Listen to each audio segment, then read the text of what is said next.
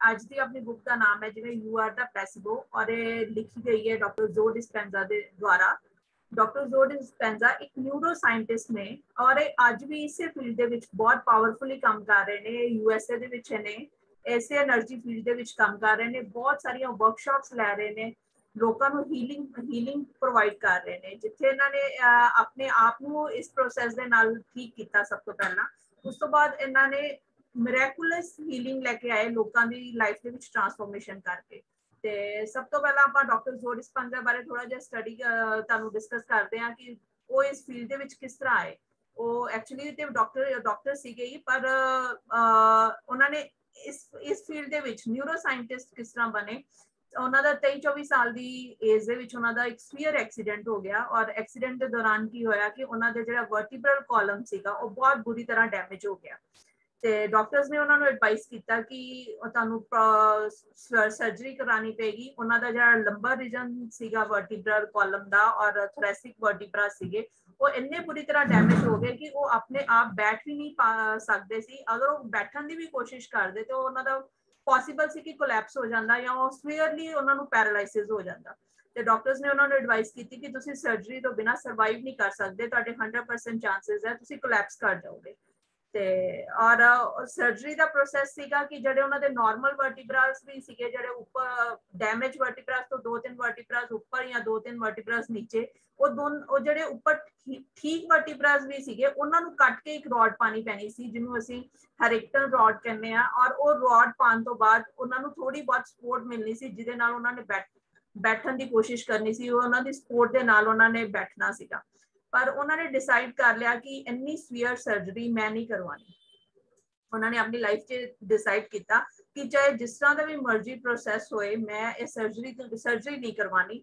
ਤੇ ਉਹਨਾਂ ਦੇ ਦਿਮਾਗ 'ਚ ਇੱਕ ਵਿਸ਼ਵਾਸ ਸੀਗਾ ਕਿ ਅਗਰ ਸਾਡੀ ਬਾਡੀ ਆਪਣੇ ਆਪ ਇੰਨੇ ਮੈਕੈਨਿਜ਼ਮ ਸਾਡੀ ਬਾਡੀ ਦੇ ਵਿੱਚ ਚੱਲਦੇ ਆ, ਸਾਡੀ ਬਾਡੀ ਦੇ ਵਿੱਚ ਇੰਨੇ ਹੀਲਿੰਗ ਪ੍ਰੋਸੈਸਸ ਚੱਲਦੇ ਆ, ਅਗਰ ਸਾਡੀ body day to day life ਦੇ ਵਿੱਚ ਇੰਨੇ ਸਾਡੇ ਮਿਰੈਕੂਲਸਲੀ ਸਾਡੀ ਬਾਡੀ ਦੇ ਇੰਟਰਨਲ ਆਰਗਨਸ ਕੰਮ ਕਰਦੇ ਆ ਤੇ ਕਿ ਇੱਕ ਐਸੀ ਪਾਵਰ ਹੈ ਜਿਹੜੀ ਹੀਲਿੰਗ ਵੀ ਪ੍ਰੋਵਾਈਡ ਕਰਦੀ ਹੈ। ਤੇ ਮੈਂ ਉਸੇ ਹੀਲਿੰਗ ਪਾਵਰ ਦੇ ਨਾਲ ਹੀ ਚੱਲਣਾ ਹੈ, ਮੈਂ ਉਸੇ ਹੀਲਿੰਗ ਪਾਵਰ ਦੇ ਉੱਤੇ ਕੰਮ ਕਰਕੇ ਆਪਣੇ ਆਪ ਨੂੰ ਠੀਕ ਕਰਨਾ ਹੈ। ਮੈਂ ਸਰਜਰੀ ਨਹੀਂ ਕਰਵਾਉਣੀ। ਈਵਨ ਕਿ ਉਹਨਾਂ ਦੀ ਬਾਡੀ ਟੋਟਲੀ ਇੰਨੀ ਜ਼ਿਆਦਾ ਪੇਨਫੁਲ ਸੀ ਕਿ ਉਹਨਾਂ ਨੂੰ ਇਹ ਵੀ ਫੀਲ ਨਹੀਂ ਸੀ ਪਤਾ ਚੱਲ ਪਾ ਰਿਹਾ ਕਿ ਕਿਹੜਾ ਐਂਗਲ ਦਰਦ ਕਰ ਰਿਹਾ। ਹਰ ਇੱਕ ਜਗ੍ਹਾ ਤੇ ਉਹਨਾਂ ਦੇ ਪੇਨ ਸੀ, ਪੈਰਾਲਾਈਸਿਸ ਕਾਈਂਡ ਆਫ ਫੀਲਿੰਗ ਸੀ, ਉਹਨਾਂ ਨੂੰ ਲੋਅਰ ਬਾਡੀ ਪਾਰਟ ਦੀ ਫੀਲਿੰਗ ਵੀ ਨਹੀਂ ਸੀਗੀ ਮੇਰੀ ਕਿਸ ਤਰ੍ਹਾਂ ਦਾ ਬੋਡੀ ਪਾਰਟ ਕੰਮ, ਉਹਨਾਂ ਦੇ ਬੋਡੀ ਪਾਰਟ ਕੰਮ ਨਹੀਂ ਕਰ ਪਾ ਰਹੇ ਸੀਗੇ। ਪਰ ਉਹਨਾਂ ਨੇ ਡਿਸਾਈਡ ਕਰ ਲਿਆ ਕਿ ਮੈਂ ਸਰਜਰੀ ਨਹੀਂ ਕਰਾਣੀ। ਇੱਕ ਉਹਨਾਂ ਦੇ ਦਿਮਾਗ ਸਿਰਫ ਇੱਕ ਇਹ ਸੋਚ ਸੀਗੀ ਕਿ ਅਗਰ 2 ਸੈਲਸ ਦੇ ਉੱਤੋਂ ਇੱਕ ਫੀਟਸ ਡਿਵੈਲਪ ਹੋ ਸਕਦਾ ਹੈ, ਇੱਕ ਐਮਬ੍ਰੀਓ ਬਣ ਕੇ ਇੱਕ ਫੀਟਸ ਡਿਵੈਲਪ ਹੋ ਸਕਦਾ ਹੈ, ਤੇ ਕਿਉਂ ਨਹੀਂ ਮੈਂ ਆਪਣੀ ਸੈਲਸ ਦੀ ਰੀਜਨਰੇਸ਼ਨ ਕਰਕੇ ਆਪਣੇ ਆਪ ਨੂੰ ਹੀਲ ਕਰ ਸਕਦਾ। ਤੇ ਉਹਨਾਂ ਨੇ ਇਸੇ ਪ੍ਰੋਸੈਸ ਦੇ ਉੱਤੇ ਕੰਮ ਕੀਤਾ। ਉਹਨਾਂ ਨੇ ਡਿਸਾਈਡ ਕੀਤਾ ਡਾਕਟਰਸ ਦੀ ਐਡਵਾਈਸ ਦੇ ਅਗੇਂਸਟ ਉਹਨਾਂ ਨੇ ਡਿਸਚਾਰਜ ਲੈ ਲਿਆ ਹਸਪੀਟਲ ਤੋਂ ਕਿ ਮੈਂ ਕੋਈ ਸਰਜਰੀ ਨਹੀਂ ਕਰਵਾਣੀ, ਮੈਂ ਆਪਣੇ ਆਪ ਤੇ ਕੰਮ ਕਰਨਾ ਹੈ। ਮੈਂ ਆਪਣੀ ਬਾਹਰੀ ਦੁਨੀਆ ਤੋਂ ਆਪਣੇ ਆਪ ਨੂੰ ਕੱਟ ਆਫ ਕਰਦੇ ਹੋਏ ਆਪਣੇ ਇਨਰ ਸੈਲਫ ਦੇ ਨਾਲ ਅਟੈਚ ਹੋਣਾ ਹੈ। ਉਹਨਾਂ ਨੇ ਆਪਣੇ ਇਨਰ ਸੈਲਫ ਦੇ ਨਾਲ ਅਟੈਚ ਹੁੰਦੇ ਹੋਏ ਆਪਣੇ ਉੱਤੇ ਕੰਮ ਕਰਨਾ ਸ਼ੁਰੂ ਕੀਤਾ। ਜਿਸ ਤਰ੍ਹਾਂ ਉਹਨਾਂ ਨੇ ਆਪਣੇ ਆਪ ਨੂੰ ਇਨਰ ਸੈਲਫ ਦੇ ਨਾਲ ਜੋੜਿਆ ਤੇ ਉਹਨਾਂ ਨੇ 2 ਗੱਲਾਂ ਡਿਸਾਈਡ ਕੀਤੀਆਂ ਕਿ ਮੈਂ ਆਪਣੀ ਬਾਡੀ ਦੇ ਸੈਲਸ ਨੂੰ ਕਿਸ ਤਰ੍ਹਾਂ ਦੀ ਕਮਾਂਡ ਦੇਣੀ ਹੈ ਤੇ ਉਹ ਪ੍ਰੋਸੈਸ ਨੂੰ, ਹੀਲਿੰਗ ਪ੍ਰੋਸੈਸ ਨੂੰ ਕਿਵੇਂ ਇੰਪਲੀਮੈਂਟ ਕਰਨਾ ਆਪਣੀ ਲਾਈਫ ਦੇ ਵਿੱਚ। ਉਹਨਾਂ ਨੇ ਇਹ ਡਿਸਾਈਡ ਕੀਤਾ ਕਿ ਜਿਹੜਾ ਮੈਂ ਪ੍ਰੋਸੈਸ ਸੋਚਦਾ, ਜਿਸ ਤਰ੍ਹਾਂ ਦੀ ਮੈਨੂੰ ਬਾਡੀ ਚਾਹੀਦੀ ਹੈ ਆਪਣੀ, ਮੈਂ ਉਹ ਕਮਾਂਡ ਦੇਣੀ ਹੈ ਆਪਣੇ ਸੈਲਸ ਨੂੰ ਔਰ ਉਸ ਆਪਣੇ ਆਪ ਨੂੰ ਸਰੈਂਡਰ ਕਰ ਦੇਣਾ ਆਪਣੇ ਹੀਲਿੰਗ ਮੈਕੈਨਿਜ਼ਮ, ਜਿਹੜਾ ਮੇਰੇ ਬਾਡੀ ਦੇ ਅੰਦਰ ਹੀਲਿੰਗ ਮੈਕੈਨਿਜ਼ਮ ਹੈ, ਮੈਂ ਉਹਨੂੰ ਆਪਣੇ ਆਪ ਨੂੰ ਟੋਟਲੀ ਸਰੈਂਡਰ ਕਰ ਦੇਣਾ ਔਰ ਉਹ ਹੀਲਿੰਗ ਮੈਕੈਨਿਜ਼ਮ ਮੇਰੇ ਵਾਸਤੇ ਕੰਮ ਕਰੇਗਾ। ਔਰ ਮੈਂ ਸਿਰਫ ਵਿਜ਼ੂਅਲਾਈਜ਼ ਕਰਨਾ ਕਿ ਮੈਨੂੰ ਕਿਸ ਤਰ੍ਹਾਂ ਦੇ ਸੈਲਸ ਚਾਹੀਦੇ ਆਪਣੀ ਬਾਡੀ ਦੇ ਵਿੱਚ। ਉਹਨਾਂ ਨੇ atom to atom, cell to cell ਆਪਣੀ ਬਾਡੀ ਨੂੰ ਕਮਾਂਡ ਦੇਣੀ ਸ਼ੁਰੂ ਕਰ ਦਿੱਤੀ, ਆਪਣੇ ਬਾਡੀ ਦੇ ਸੈਲਸ ਨੂੰ ਕਮਾਂਡ ਦੇਣੀ ਸ਼ੁਰੂ ਕਰ ਦਿੱਤੀ ਕਿ ਤੁਸੀਂ ਕਿਸ ਤਰ੍ਹਾਂ ਦਾ ਕੰਮ ਮੇਰੇ ਲਈ ਕਰਨਾ ਹੈ ਔਰ ਮੈਨੂੰ ਕਿਸ ਤਰ੍ਹਾਂ ਦਾ ਵਰਟੀਬਰਲ ਕਾਲਮ ਚਾਹੀਦਾ ਹੈ, ਕਿਸ ਤਰ੍ਹਾਂ ਦਾ ਹੈਲਦੀ ਵਰਟੀਬਰਲ ਕਾਲਮ ਚਾਹੀਦਾ ਹੈ। ਤੇ ਜਦੋਂ ਉਹਨਾਂ ਨੇ ਆਪਣੀ ਪੂਰੀ ਸਰੈਂਡਰਸ ਦੇ ਨਾਲ ਆਪਣੇ ਆਪ ਨੂੰ ਪੂਰਾ ਸਮਰਪਣ ਕਰ ਦਿੱਤਾ ਉਸ ਹੀਲਿੰਗ ਪ੍ਰੋਸੈਸ ਦੇ ਦੌਰਾਨ ਦੇ ਲਈ, ਤੇ ਉਹਨਾਂ ਦੇ ਆਪਣੇ ਆਪ ਹੀ ਸੈਲਸ ਨੇ ਕਮਾਂਡ ਲੈਣੀ ਸ਼ੁਰੂ ਕਰ ਦਿੱਤੀ ਔਰ ਉਹਨਾਂ ਦੇ ਜਿਹੜੇ ਜੀਨ ਸੀਗੇ ਉਹਨਾਂ ਨੇ ਵੀ ਉਹਨਾਂ ਨੂੰ ਸਿਗਨਲ ਦੇਣੇ ਸ਼ੁਰੂ ਕਰ ਦਿੱਤੇ ਕਿ ਅਸੀਂ ਆਪਣੇ ਆਪ ਤੇ ਕੰਮ ਕਰ ਰਹੇ ਹਾਂ ਤੇ ਅਸੀਂ ਹੀਲਿੰਗ ਪ੍ਰੋਸੈਸ ਦੇ ਵੱਲ ਚੱਲ ਰਹੇ ਹਾਂ। ਸਿਰਫ ਇਹਦੇ ਨਾਲ ਇੱਕ ਸੈਕਿੰਡ ਸਟੈਪ ਇਹ ਜ਼ਿਆਦਾ ਜ਼ਰੂਰੀ ਸੀਗਾ ਕਿ ਉਹਨਾਂ ਨੂੰ ਉਸ ਟਾਈਮ ਤੇ ਜਿਹੜੀਆਂ ਫੀਲਿੰਗ ਸੀਗੀਆਂ ਉਹ ਹਮੇਸ਼ਾ ਪੋਜ਼ਿਟਿਵ ਥਾਟਸ ਰਹਿਣੇ ਚਾਹੀਦੇ ਸੀ ਤੇ ਉਹਨਾਂ ਨੇ ਆਪਣੇ ਆਪ ਨੂੰ ਪੋਜ਼ਿਟਿਵ ਰੱਖਿਆ, ਨੈਗੇਟਿਵ ਨਹੀਂ ਹੋਣ ਦਿੱਤਾ, ਕੋਈ ਨੈਗੇਟਿਵ ਥਾਟਸ ਨਹੀਂ ਆਉਣ ਦਿੱਤੇ। ਪਰ ਜਿਸ ਤਰ੍ਹਾਂ ਕਿ ਜਦੋਂ ਵੀ ਸਾਡੇ ਲਾਈਫ ਦੇ ਵਿੱਚ ਕੋਈ ਵੀ ਚੈਲੰਜਸ ਆਉਂਦੇ ਆ ਤੇ ਅਕਸਰ ਇਹ ਅਸੀਂ ਦੇਖਦੇ ਹਾਂ ਕਿ ਜਿਹੜੀ ਗੱਲ ਨੂੰ ਅਸੀਂ ਸੋਚਣਾ ਨਹੀਂ ਚਾਹੁੰਦੇ ਸਭ ਤੋਂ ਪਹਿਲਾਂ ਸਾਡੇ ਦਿਮਾਗ ਦੇ ਵਿੱਚ ਉਹੀ ਗੱਲਾਂ ਆਉਂਦੀਆਂ ਤੇ ਪਰ ਅਸੀਂ ਉਹਨਾਂ ਨੂੰ ਆਪਣੇ ਆਪ ਤੋਂ ਸੈਪਰੇਟ ਕਰਨਾ, ਉਹਨਾਂ ਨੂੰ ਆਪਣੇ ਆਪ ਤੋਂ ਹਟਾਣਾ ਹੈ। ਉਹੀ ਡਾਕਟਰ ਜ਼ੋ ਡਿਸਪੈਂਜ਼ਾ ਨੇ ਕੀਤਾ ਕਿ ਜਿਹੜੇ ਵੀ ਨੈਗੇਟਿਵ ਥਾਟਸ ਆਉਂਦੇ ਸੀ, ਜਿਵੇਂ ਉਹਨਾਂ ਦੇ ਦਿਮਾਗ 'ਚ ਆ ਜਾਂਦਾ ਸੀ ਕਿ ਡਾਕਟਰ ਨੇ ਮੈਨੂੰ ਕਿਹਾ ਕਿ ਤੁਸੀਂ ਤੇ ਪਰਮਾਨੈਂਟਲੀ ਵੀਲ ਚੇਅਰ ਤੇ ਰਹੋਗੇ, ਤੁਸੀਂ ਲਾਈਫ ਲੌਂਗ ਇਹ ਟਰਬਲ ਹੈ, ਤੁਸੀਂ ਹੀਲ ਨਹੀਂ ਹੋ ਸਕਦੇ, ਤੇ ਉਹ ਉਹਨਾਂ ਦੇ ਦਿਮਾਗ 'ਚ ਬਾਰ-ਬਾਰ ਥਾਟਸ ਆ ਜਾਂਦੇ ਸੀ। ਪਰ ਉਹਨਾਂ ਨੇ ਉਹਨਾਂ ਥਾਟਸ ਨੂੰ ਸੈਪਰੇਟ ਕਰਦੇ ਹੋਏ ਮਿਰੈਕੁਲਸ ਥਾਟ ਦੇ ਵਿੱਚ ਰਹੇ ਤੇ ਉਹਨਾਂ ਨੇ ਆਪਣੇ ਇਸ ਹੀਲਿੰਗ ਪ੍ਰੋਸੈਸ ਦੇ ਉੱਤੇ ਕੰਮ ਕੀਤਾ। ਉਹਨਾਂ ਨੇ ਇੰਨੇ ਪਾਵਰਫੁਲੀ, ਇੰਨੀ ਫੁੱਲ ਇੰਟੈਂਸ਼ਨ ਦੇ ਨਾਲ ਕੰਮ ਕੀਤਾ ਆਪਣੇ ਉੱਪਰ ਕਿ ਉਹਨਾਂ ਨੇ ਜਦੋਂ ਵੀ ਉਹ ਵਿਜ਼ੂਅਲਾਈਜ਼ ਕਰਦੇ ਸੀ ਆਪਣੇ ਪ੍ਰੋਸੈਸ ਬਾਰੇ, ਆਪਣੀ ਹੀਲਿੰਗ ਪ੍ਰੋਸੈਸ ਨੂੰ ਵਿਜ਼ੂਅਲਾਈਜ਼ ਕਰਦੇ ਸੀ, ਅਗਰ ਸਿੰਗਲ ਇੱਕ ਥਾਟ ਵੀ ਉਹਨਾਂ ਨੂੰ ਨੈਗੇਟਿਵ ਆ ਜਾਂਦਾ ਸੀ ਤੇ ਉਹ ਸਾਰੇ ਪ੍ਰੋਸੈਸ ਦੀ ਕਮਾਂਡ ਦੁਬਾਰਾ ਦੇਣੀ ਸ਼ੁਰੂ ਕਰ ਦਿੰਦੇ ਸੀ ਆਪਣੇ ਸੈਲਸ ਨੂੰ। ਔਰ ਮਿਨੀਮਮ ਉਹਨਾਂ ਨੂੰ ਸਟਾਰਟਿੰਗ ਦੇ ਵਿੱਚ 2 to 3 ਆਵਰਸ ਲੱਗ ਜਾਂਦੇ ਸੀ ਇਸ ਪ੍ਰੋਸੈਸ ਨੂੰ ਕੰਪਲੀਟ ਕਰਦੇ ਕਰਦੇ। ਤੇ ਉਹ ਡੇਲੀ ਦੀ ਪ੍ਰੈਕਟਿਸ ਦੇ ਨਾਲ, ਹੌਲੀ ਹੌਲੀ ਪ੍ਰੈਕਟਿਸ ਦੇ ਨਾਲ ਉਹਨਾਂ ਨੇ ਆਪਣੇ ਆਪ ਨੂੰ ਇੰਨਾ ਪਾਵਰਫੁਲ ਕਰ ਦਿਆ ਕਿ ਉਹ ਸਿਰਫ ਪ੍ਰੈਜ਼ੈਂਟ ਮੂਵਮੈਂਟ ਦੇ ਵਿੱਚ ਰਹਿੰਦੇ ਹੋਏ ਉਸ ਨੂੰ ਵਿਜ਼ੂਅਲਾਈਜ਼ ਕਰ ਰਹੇ ਸੀ ਔਰ ਉਸ ਪ੍ਰੋਸੈਸ ਨੂੰ ਇੰਜੋਏ ਕਰਨਾ ਉਹਨਾਂ ਨੇ ਸ਼ੁਰੂ ਕਰ ਦਿੱਤਾ। ਉਹ ਇੰਜੋਏ ਕਰਨ ਦੇ ਨਾਲ ਨਾਲ ਉਹਨਾਂ ਨੂੰ ਕੋਈ ਪਾਸਟ ਦੀ ਚਿੰਤਾ ਨਹੀਂ ਰੱਖਦੇ ਸੀ, ਕੋਈ ਫਿਊਚਰ ਦੀ ਸੋਚ ਨਹੀਂ ਰੱਖੀ ਸੀ ਕਿ ਅੱਜ ਮੈਂ ਅਗਰ ਇਹ ਪ੍ਰੋਸੈਸ ਕਰ ਰਿਹਾ ਤੇ ਕੱਲ ਨੂੰ ਮੈਨੂੰ ਇਹਦੇ ਕੀ ਰਿਜ਼ਲਟਸ ਮਿਲਣਗੇ। ਸਿਰਫ ਉਹ ਅੱਜ ਤੇ ਕੰਮ ਕਰ ਰਹੇ ਸੀ ਔਰ ਅੱਜ ਦੇ ਕੰਮ ਕਰਦੇ ਕਰਦੇ ਵੀ ਉਹਨਾਂ ਨੇ ਉਸ ਆਪਣੀ ਪੇਨ ਨੂੰ ਅਹਿਮੀਅਤ ਨਾ ਦਿੰਦੇ ਹੋਏ ਆਪਣੇ ਸਿਰਫ ਪ੍ਰੋਸੈਸ ਤੇ ਵਿਸ਼ਵਾਸ ਰੱਖਿਆ ਔਰ ਪ੍ਰੋਸੈਸ ਦੇ ਉੱਤੇ ਕੰਮ ਕੀਤਾ ਤੇ ਜਿਹਦੇ ਨਾਲ ਉਹਨਾਂ ਨੂੰ ਹੀਲਿੰਗ ਦਾ ਹੀਲਿੰਗ ਉਹਨਾਂ ਨੇ ਕੰਪਲੀਟ ਹੈਲਥ ਆਪਣੀ ਇਹਦੇ ਵਿੱਚ ਪਾਈ। ਔਰ ਅੱਜ ਡਾਕਟਰ ਜ਼ੋ ਡਿਸਪੈਂਜ਼ਾ ਵੀ ਦੱਸਦੇ ਕਿ 30 ਸਾਲ ਤੋਂ ਵੀ ਜ਼ਿਆਦਾ ਇਹ ਟਾਈਮ ਨਿਕਲ ਚੁੱਕਿਆ ਹੈ ਔਰ ਇਸ ਟਾਈਮ ਦੇ ਦੌਰਾਨ ਉਹਨਾਂ ਨੇ ਹਾਰਡਲੀ ਕਦੀ ਵੀ ਆਪਣੇ ਬੈਕਬੋਨ ਦੇ ਵਿੱਚ ਪੇਨ ਮਹਿਸੂਸ ਨਹੀਂ ਕੀਤੀ ਕਿ ਇੰਨੇ ਪਾਵਰਫੁਲੀ ਉਹਨਾਂ ਨੇ ਆਪਣੇ ਆਪ ਨੂੰ ਹੀਲ ਕੀਤਾ। ਇੰਨੀ ਵਧੀਆ ਤਰੀਕੇ ਨਾਲ ਇਸ ਪ੍ਰੋਸੈਸ ਨੂੰ ਇੰਪਲੀਮੈਂਟ ਕਰਕੇ ਉਹਨਾਂ ਨੇ ਸੈਲ ਟੂ ਸੈਲ ਆਪਣੀ ਰੀਜਨਰੇਸ਼ਨ ਕੀਤੀ, ਰੀਕਨਸਟਰਕਸ਼ਨ ਕੀਤੀ ਆਪਣੇ ਸਪਾਈਨਲ ਕਾਰਡ ਦੀ। ਜਦ ਕਿ ਜਦੋਂ ਡਾਕਟਰਸ ਕੋਲ ਗਏ ਤੇ ਡਾਕਟਰਸ ਵੀ ਦੇਖ ਕੇ ਹੈਰਾਨ ਹੋਏ ਕਿ ਅਗਰ ਇੰਨੀ ਬੁਰੀ ਤਰ੍ਹਾਂ ਵਰਟੀਬਰਲ ਕਾਲਮ ਕਿਸੇ ਦਾ ਡੈਮੇਜ ਹੋ ਜਾਂਦਾ ਹੈ ਤੇ ਇੰਨੀ ਫਾਸਟ ਹੀਲਿੰਗ ਔਰ ਇੰਨੀ ਅੱਛੀ ਤਰ੍ਹਾਂ ਦੀ ਹੀਲਿੰਗ ਮਿਰੈਕੁਲਸ ਸੀਗੀ। ਉਹ ਡਾਕਟਰਸ ਦੇ ਲਈ ਵੀ ਇਹ ਮਿਰੈਕਲ ਸੀਗਾ ਕਿ ਉਹਨਾਂ ਨੇ ਫਸਟ ਟਾਈਮ ਦੇਖਿਆ ਸੀਗਾ ਕਿ ਕਿਸੇ ਨੇ ਆਪਣੇ ਥਾਟ ਪ੍ਰੋਸੈਸ ਦੇ ਨਾਲ ਕਿਵੇਂ ਆਪਣੇ ਆਪ ਨੂੰ ਠੀਕ ਕਰ ਲਿਆ। ਤੇ ਉਸ ਟਾਈਮ ਤੇ ਡਾਕਟਰ ਜ਼ੋ ਡਿਸਪੈਂਜ਼ਾ ਨੇ ਡਿਸਾਈਡ ਕਰ ਲਿਆ ਕਿ ਅਗਰ ਮੈਂ ਆਪਣੇ ਆਪ ਨੂੰ ਠੀਕ ਕਰ ਸਕਦਾ ਤੇ ਦੁਨੀਆ ਦੇ ਬਾਕੀ ਲੋਕ ਵੀ ਠੀਕ ਕਰ ਸਕਦੇ ਆਪਣੇ ਆਪ। ਤੇ ਉਹਨਾਂ ਨੇ ਫਰਦਰ ਬਹੁਤ ਸਾਰੀਆਂ ਰਿਸਰਚਸ ਕਰਨੀਆਂ ਸ਼ੁਰੂ ਕਰ ਦਿੱਤੀਆਂ, ਬਹੁਤ ਸਾਰੇ ਐਸੇ ਲੋਕਾਂ ਨੂੰ ਮਿਲਣਾ ਸ਼ੁਰੂ ਕਰ ਦਿੱਤਾ, ਉਹਨਾਂ ਦੀ ਕੇਸ ਸਟੱਡੀਜ਼ ਕਰਨੀਆਂ ਸ਼ੁਰੂ ਕਰ ਦਿੱਤੀਆਂ ਜਿਨ੍ਹਾਂ ਨੇ ਸਿਰਫ ਆਪਣੀ ਮਾਈਂਡ ਪਾਵਰ ਦੇ ਨਾਲ ਆਪਣੇ ਆਪ ਨੂੰ ਸੀਵੀਅਰ ਇਲਨੈਸਿਸ ਦੇ ਵਿੱਚੋਂ ਬਾਹਰ ਕੱਢਿਆ ਸੀ।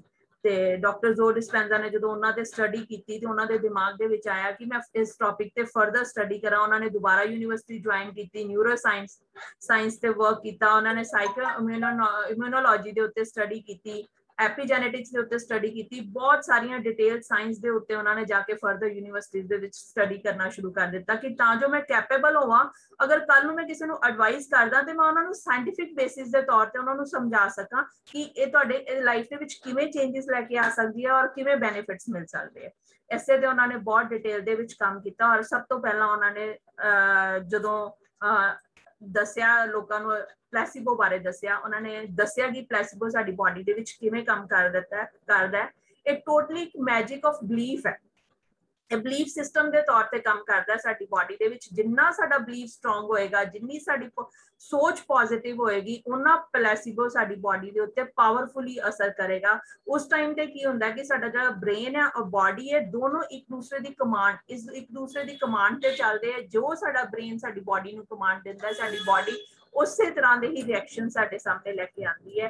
ਇਹ ਦੋਨੋਂ ਆਪਸ ਦੇ ਵਿੱਚ ਮਿਲ ਕੇ ਕੰਮ ਕਰਦੇ ਆ ਔਰ ਬਹੁਤ ਪਾਵਰਫੁਲੀ ਕੰਮ ਕਰਦੇ ਆ। ਜਿਸ ਤਰ੍ਹਾਂ ਅਸੀਂ ਅਗਰ ਐਗਜ਼ਾਮਪਲ ਦੇ ਤੌਰ ਤੇ ਦੇਖਣਾ ਚਾਹੀਏ ਕਿ ਅਗਰ ਅਸੀਂ ਕਿਸੇ ਪੇਸ਼ੈਂਟ ਨੂੰ ਕਹਿ ਦਿੰਦੇ ਆ ਕਿ ਤੁਸੀਂ ਆਹ ਟੈਬਲੇਟ ਖਾ ਲਓ, ਇੱਕ ਸਿਰ ਦਰਦ ਦੀ ਗੋਲੀ ਹੈ, ਚਾਹੇ ਉਹ ਇੱਕ ਮਿੱਠੀ ਸ਼ੂਗਰ ਕੋਟਡ ਟੈਬਲੇਟ ਹੀ ਕਿਉਂ ਨਾ ਹੋਵੇ, ਪਰ ਜੇ ਉਸ ਇਨਸਾਨ ਨੂੰ ਵਿਸ਼ਵਾਸ ਹੈ ਕਿ ਇਹ ਟੈਬਲੇਟ ਪੇਨ ਕਿਲਰ ਦੇ ਤੌਰ ਤੇ ਮੇਰੇ ਅੰਦਰ ਕੰਮ ਕਰੇਗੀ, ਇਹ ਮੇਰਾ ਸਿਰ ਦਰਦ ਠੀਕ ਕਰ ਦੇਗੀ, ਤੇ ਜਦੋਂ ਉਸ ਟੈਬਲੇਟ ਨੂੰ ਆਪਣੇ ਲਏਗਾ ਤੇ ਉਹਨੂੰ ਜਿਹੜੀ ਇੱਕ ਉਸ ਟੈਬਲੇਟ ਤੋਂ ਆਸ ਬਣੀ, उस आस दे नाल, उस होप दे थॉट दे नाल जिहड़े केमिकल चेंजेस ओदी ब्रेन दे विच हुंदियां, वो जिहड़े केमिकल चेंजेस ने ओनू हील कर दिंदियां। वो केमिकल चेंजेस के थ्रू ही ओदे विच ऐसे हार्मोन्स रिलीज होंदे हैं कि जिन्हां दे नाल ओदे अंदर पेन महसूस होना बंद हो जाता है। जबकि जिहड़ी ओने टैबलेट खाधी सी शुगर कोटेड, ओने कुछ भी नहीं किया, ओने एक विश्वास जगाया कि तुसी पेन किलर खा ली है ते तुहानू रिलीफ मिलेगा। उसे दे रिस्पॉन्स दे विच वो पेशेंट जिहड़ा है रिस्पॉन्ड करदा ते ओदे अकॉर्डिंगली ओदी हीलिंग होनी शुरू हो जाती है, ओनू पेन महसूस नहीं होती। ਤੇ ਜਿਹੜਾ ਸਾਡਾ ਪਲੈਸੀਬੋ ਹੈ ਉਹ ਸਾਡਾ ਇੱਕ ਬਾਡੀ ਦਾ ਸੈਲਫ ਹੀਲਿੰਗ ਮੈਕੈਨਿਜ਼ਮ ਹੈ। ਇਹ ਸਾਡੇ ਬਾਡੀ ਦੇ ਸੈਲਫ ਹੀਲਿੰਗ ਮੈਕੈਨਿਜ਼ਮ ਦੇ ਤੌਰ ਤੇ ਕੰਮ ਕਰਦਾ ਹੈ। ਜਦੋਂ ਵੀ ਅਸੀਂ ਕੋਈ ਪਲੈਸੀਬੋ ਦੇ ਤੌਰ ਤੇ ਕੋਈ ਵੀ ਇਨਟੇਕ ਕਰਦੇ ਹਾਂ ਕਿਸੇ ਵੀ ਚੀਜ਼ ਨੂੰ, ਉਹ ਸਾਡੇ ਵਿਸ਼ਵਾਸ ਇੰਨਾ ਸਟਰੋਂਗ ਹੁੰਦਾ ਉਹਦੇ ਪ੍ਰਤੀ ਕਿ ਸਾਡੀ ਜਿਹੜੀ ਬਾਡੀ ਹੈ ਇਸ ਤਰ੍ਹਾਂ ਦੀਆਂ ਕੈਮੀਕਲ ਚੇਂਜਸ ਕਰਨੀਆਂ ਸ਼ੁਰੂ ਕਰ ਦਿੰਦੀ ਹੈ ਕਿ ਸਾਡੇ ਬਾਡੀ ਦੇ ਜਿਹੜੇ ਇਸ ਤਰ੍ਹਾਂ ਦੇ ਹਾਰਮੋਨਸ ਰਿਲੀਜ਼ ਹੁੰਦੇ, ਇਸ ਤਰ੍ਹਾਂ ਦੇ ਨਿਊਰੋਟ੍ਰਾਂਸਮਿਟਰਸ ਰਿਲੀਜ਼ ਹੁੰਦੇ ਕਿ ਸਾਡੀ ਬਾਡੀ ਨੂੰ ਆਪਣੇ ਆਪ ਪੇਨ ਤੋਂ ਬਾਹਰ ਲੈ ਆਉਂਦੇ। ਔਰ ਕਿਸ ਤਰ੍ਹਾਂ ਕਈ ਤਰ੍ਹਾਂ ਦੀਆਂ ਬਿਮਾਰੀਆਂ ਤੋਂ ਅਸੀਂ इस मैकेनिज्म दे नाल, प्लेसिबो इफेक्ट दे नाल असीं अपने आप नूं बाहर कढ सकदे हां। इस स्फीयर टू स्फीयर इलनेसेस तो भी बाहर लैके आउण दे लई साडे लई हैल्पफुल हुंदी है, बहुत ही पावरफुल तरीके नाल काम करदी है। सिर्फ इहदे ते डिपेंड करदा है साडीआं असीं इहदे नाल किन्नियां एक्सपैक्टेशनस जोड़ के रखदे हां ते असीं इहदे ते किन्ना विश्वास करके चलदे हां। क्योंकि साडी बॉडी जिहड़ी है वो अपने आप ही सैल्फ हीलिंग मैकेनिज्म ते काम करदी है। परमात्मा ने साडी बॉडी दा स्ट्रक्चर इस तरह दा बनाया होया है कि ਅਸੀਂ ਸਾਡੇ ਬਾਡੀ ਦੇ ਅੰਦਰ ਜਿਹੜੇ ਕੈਮੀਕਲਸ ਰਿਲੀਜ਼ ਹੁੰਦੇ ਆ, ਸਾਡੇ ਬਾਡੀ ਦੇ ਫੰਕਸ਼ਨਸ ਨੂੰ ਕੰਟਰੋਲ ਕਰਦੇ ਆ, ਇੱਕ ਇੱਕ ਸੈੱਲ ਨੂੰ ਹੈਲਥ ਪ੍ਰੋਵਾਈਡ ਕਰਦੇ ਆ। ਸਿਰਫ ਇਹ ਹੈਲਥ ਉਸ ਟਾਈਮ ਤੇ ਡਿਸਟਰਬ ਹੁੰਦੀ ਹੈ ਜਦੋਂ ਅਸੀਂ ਆਪਣੇ ਆਪ ਨੂੰ ਸਟ੍ਰੈਸਫੁਲ ਕਰ ਲੈਂਦੇ ਆ ਔਰ ਉਹਨਾਂ ਕੈਮੀਕਲ ਚੇਂਜਸ ਨੂੰ ਆਪਣੀ ਸੋਚ ਦੇ ਦੁਆਰਾ ਡਿਸਟਰਬ ਕਰ ਦਿੰਦੇ ਆ। ਤੇ ਪਲੈਸੀਬੋ ਇਫੈਕਟ ਬਹੁਤ ਹੀ ਪਾਵਰਫੁਲੀ ਸਾਡੀ ਬਾਡੀ ਦੇ ਉੱਤੇ ਕੰਮ ਕਰਦਾ ਹੈ ਤੇ ਸਾਨੂੰ ਕਈ ਤਰ੍ਹਾਂ ਦੀਆਂ ਬਿਮਾਰੀਆਂ ਤੋਂ ਬਾਹਰ ਲੈ ਕੇ ਆਉਂਦਾ ਹੈ। और नैक्सट असीं इहदे बारे अगर स्टडी करिए, जिस तरह की प्लेसिबो इफेक्ट की अगर एग्जांपल स्टडी करिए,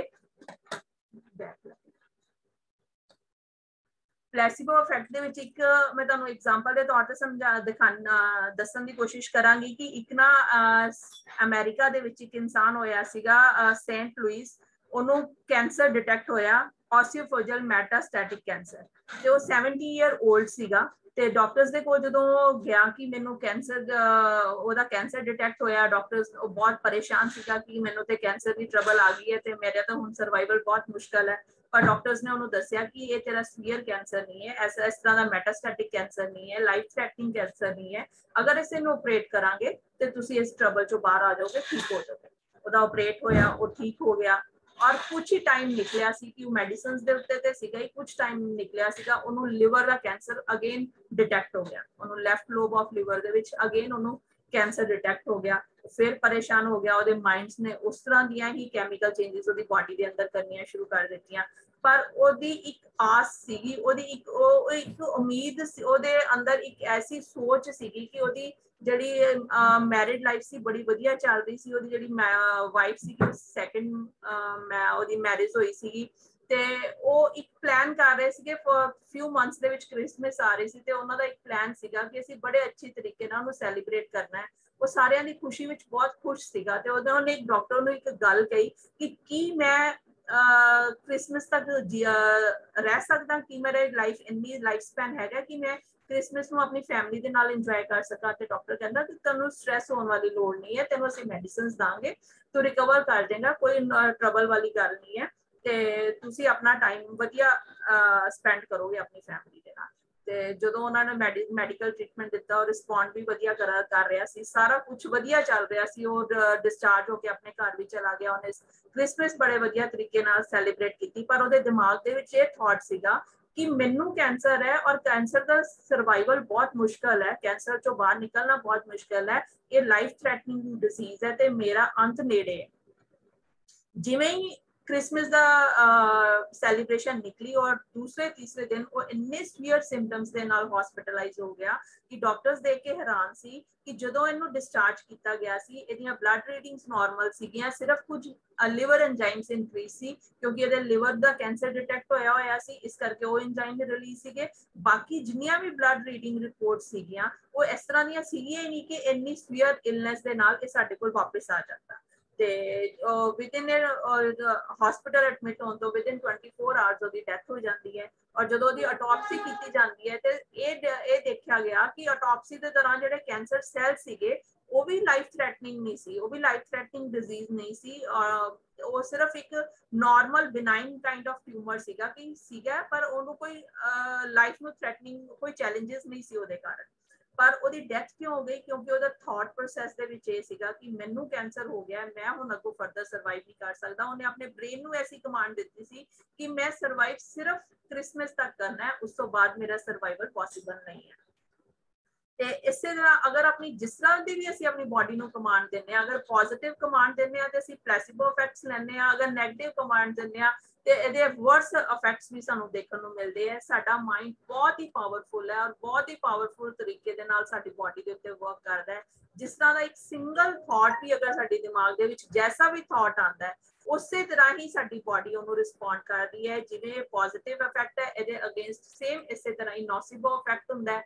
अगर किसी भी चीज ਨੂੰ ਅਸੀਂ ਨੈਗੇਟਿਵ ਲੈ ਕੇ ਚੱਲਦੇ ਹਾਂ, ਅਗਰ ਸੋਚਦੇ ਹਾਂ ਕਿ ਇਹ ਚਾਹੇ ਉਹ ਹਾਰਮਲੈਸ ਚੀਜ਼ ਹੈ, ਉਸ ਚੀਜ਼ ਦਾ ਕਿਸੇ ਵੀ ਤਰ੍ਹਾਂ ਦਾ ਕੋਈ ਨੁਕਸਾਨ ਨਹੀਂ ਹੋ ਸਕਦਾ, ਪਰ ਅਗਰ ਸਾਡੇ ਦਿਮਾਗ ਦੇ ਵਿੱਚ ਉਹਦੇ ਪ੍ਰਤੀ ਇਹ ਸੋਚ ਆ ਜਾਂਦੀ ਹੈ ਕਿ ਇਹ ਮੈਨੂੰ ਨੁਕਸਾਨ ਪਹੁੰਚਾਏਗੀ ਤੇ ਉਹ ਡੈਫੀਨੇਟਲੀ ਸਾਨੂੰ ਨੁਕਸਾਨ ਪਹੁੰਚਾਏਗੀ, ਕਿਉਂਕਿ ਸਾਰੀ ਗੇਮ ਸਾਡੇ ਬਲੀਫ ਸਿਸਟਮ ਤੇ ਡਿਪੈਂਡ ਕਰਦੀ ਹੈ ਤੇ ਸਾਡੇ ਕੁਆਲਿਟੀ ਆਫ ਥਾਟਸ ਦੇ ਉੱਤੇ ਡਿਪੈਂਡ ਕਰਦੀ ਹੈ। ਅਗਰ ਅਸੀਂ ਪੋਜ਼ਿਟਿਵ ਸੋਚਦੇ ਹਾਂ ਕਿਸੇ ਵੀ ਚੀਜ਼ ਦੇ ਪ੍ਰਤੀ ਤੇ ਅਸੀਂ ਪਲੇਸਿਬੋ ਇਫੈਕਟ ਨੂੰ ਰਿਸੀਵ ਕਰਦੇ ਹਾਂ ਆਪਣੀ ਬਾਡੀ ਦੇ ਵਿੱਚ, ਅਗਰ ਅਸੀਂ ਨੈਗੇਟਿਵ ਸੋਚਦੇ ਹਾਂ ਤੇ ਉਸੇ ਦੇ ਅਗੇਂਸਟ ਅਸੀਂ ਨੋਸੀਬੋ ਇਫੈਕਟ ਨੂੰ ਆਪਣੀ ਬਾਡੀ ਦੇ ਵਿੱਚ ਲੈਂਦੇ ਹਾਂ।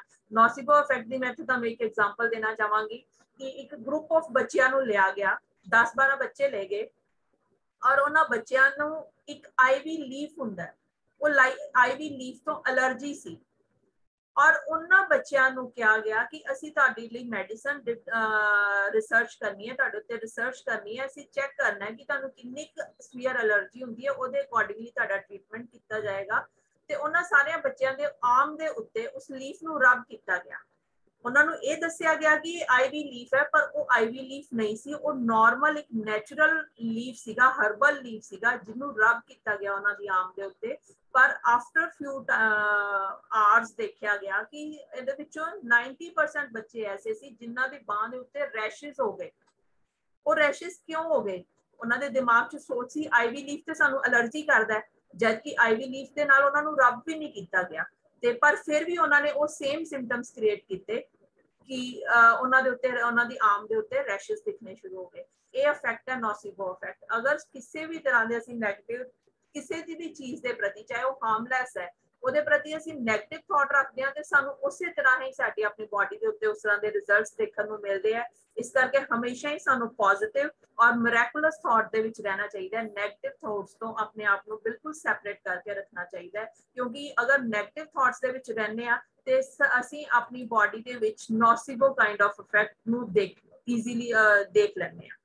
ਤੇ ਇਸ ਤੋਂ ਬਾਅਦ ਆਪਾਂ ਅਗਰ ਫਰਦਰ ਪਲੇਸਿਬੋ ਬਾਰੇ ਥੋੜੀ ਜਿਹੀ ਸਟੱਡੀ ਕਰੀਏ ਤੇ ਸਭ ਤੋਂ ਪਹਿਲੀ ਵਾਰ ਪਲੇਸਿਬੋ ਦੀ ਜਿਹੜੀ ਮੈਡੀਕਲ ਹਿਸਟਰੀ ਦੇ ਵਿੱਚ ਕੇਸ ਸਟੱਡੀ ਹੋਈ, ਉਹ ਇੱਕ ਵਾਰੀ ਸੈਕੰਡ ਵਰਲਡ ਵਾਰ ਦੇ ਟਾਈਮ ਦੇ ਡਾਕਟਰ ਹੈਨਰੀ ਸੀਗੇ, ਉਹ ਆਪਣੇ ਸਰਵਿਸਿਜ਼ ਪ੍ਰੋਵਾਈਡ ਕਰ ਰਹੇ ਸੀ ਉਸ ਵਾਰ ਦੇ ਦੌਰਾਨ, ਔਰ ਜਿੰਨੇ ਵੀ ਉਹਨਾਂ ਕੋਲ ਆ ਰਹੇ ਸੀਗੇ ਇੰਜਰਡ ਆਰਮੀ ਆਫਿਸਰ ਜਾਂ ਜਿੰਨੇ ਵੀ ਉਹਨਾਂ ਕੋਲ ਸੋਲਜਰ ਆ ਰਹੇ ਸੀਗੇ ਉਹਨਾਂ ਦਾ ਟ੍ਰੀਟਮੈਂਟ ਕਰ ਰਹੇ ਸੀਗੇ। ਤੇ ਉਹਨਾਂ ਕੋਲ ਇੱਕ ਟਾਈਮ ਐਸਾ ਹੋਇਆ ਕਿ ਮੋਰਫਿਨ ਦੇ ਇੰਜੈਕਸ਼ਨ ਖਤਮ ਹੋ ਗਏ ਔਰ ਉਹਨਾਂ ਕੋਲ ਪਹੁੰਚਣੇ ਵੀ ਮੁਸ਼ਕਿਲ ਸੀਗੇ। ਉਸ ਟਾਈਮ ਤੇ ਉਹਨਾਂ ਨੂੰ ਕੋਈ ਪੋਸਿਬਿਲਿਟੀ ਨਹੀਂ ਸੀ ਕਿ ਉਹਨਾਂ ਦੇ ਕੋਲ ਮੋਰਫਿਨ ਅਵੇਲੇਬਲ ਹੋ ਸਕੇ। ਤੇ ਇੱਕ ਐਸਾ ਸੋਲਜਰ ਆਇਆ ਕਿ ਅਗਰ ਉਹਦਾ ਟ੍ਰੀਟਮੈਂਟ ਵਿਦਾਊਟ ਇੰਜੈਕਸ਼ਨ ਮੋਰਫਿਨ ਇੱਕ ਕਾਈਂਡ ਆਫ ਪੇਨ ਕਿਲਰ ਹੈ, ਉਹ ਪੇਨ ਕਿਲਰ ਲਗਾਉਣ ਤੋਂ ਬਾਅਦ ਕਿਸੇ ਵੀ ਤਰ੍ਹਾਂ ਦੇ ਆਪਾਂ ਆਪਰੇਟ ਕਰ ਸਕਦੇ ਹਾਂ ਕਿਉਂਕਿ ਨੰਬਨੈਸ ਹੋ ਜਾਂਦੀ ਹੈ। ਤੇ ਉਹ ਪੇਸ਼ੈਂਟ ਇੰਨਾ ਸੋਲਜਰ ਇੰਜਰਡ ਸੀਗਾ ਕਿ ਅਗਰ ਡਾਕਟਰ ਉਹਦੀ ਵਿਦਾਊਟ ਐਨੀ ਮੈਡੀਕੇਸ਼ਨ ਟ੍ਰੀਟਮੈਂਟ ਕਰਨ ਦੀ ਕੋਸ਼ਿਸ਼ ਕਰਦਾ ਤੇ ਮੇਬੀ ਉਹ ਆਪਣੀ ਦਰਦ ਦੇ ਕਾਰਨ ਹੀ ਮਰ ਜਾਂਦਾ।